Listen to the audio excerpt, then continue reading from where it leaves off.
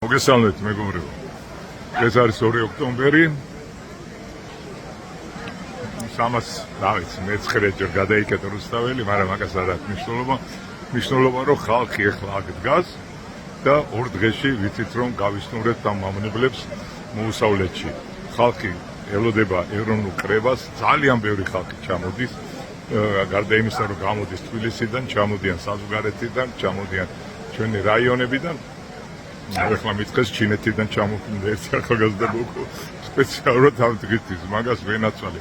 იმიტომ რომ ეს ის დღეა, რისი გამოტოვებაც არაფერ არ შეიძლება. ეს არის ის დღე, როდესაც ჩვენ ვიბრუნებთ და ვარსებთ მესამე რესპუბლიკას და ვიბრუნებთ ჩვენს ქვეყანას.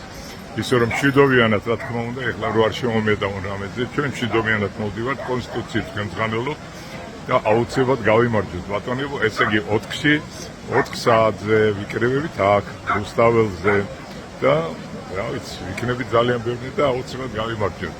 მე მეცად გეტყოდით, მაგრამ თქვენ ალბათ ტელევიზორს უყურებთ და არც არის საჭირო ბევრი რამე დავამატო ეხლა მე რაც ვთქვა. იმიტომ რომ ჩამოშლილია, აბსოლუტურად ჩამოშლილია ოცნება.